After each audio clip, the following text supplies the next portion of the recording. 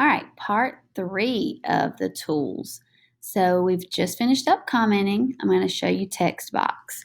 So any PDF, any worksheet, scan document, anything, you click text box, the kids can click on it and they can start typing. As soon as you hit text box, you have this toolbar that comes up so these students can let's see. What does this do? They should be able to change the background, or here's change the background. They can make their box a certain color. This is outlining their stuff. They can make subscripts, superscripts, bullets. They can change their fonts. They can actually hyperlink whatever they are doing here. And then what I love here, they can add emojis. And then they also can click this microphone, and this is voice typing. So they are able, oh, that is highlight. Sorry, not outline. The red A, that's pretty cool. I'm talking and it's going to type it out. It will not do grammar unless you say period, new line. See, it did a period and it did a new line. So that is text.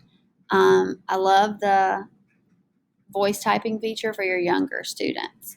Down here for equation, if you click symbols and you click out here, y'all, you can change your font size to make it bigger, but you can make your own worksheets.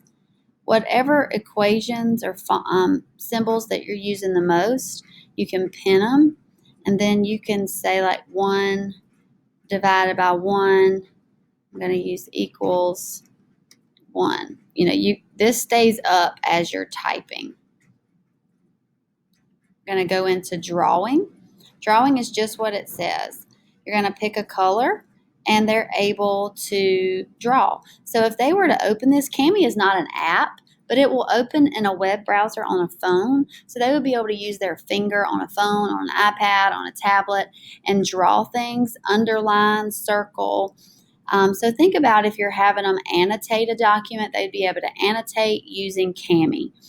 They can change how big the stroke is. They can change the transparency. They can also change their colors down here. Shapes. If you pick a shape, you can insert a rectangle. If you hold down shift, it ensures that it stays in, I guess, like aspect ratio. You can do ellipse, triangles. You can insert lines. If you want them to be filled in, you just come up here, hit fill,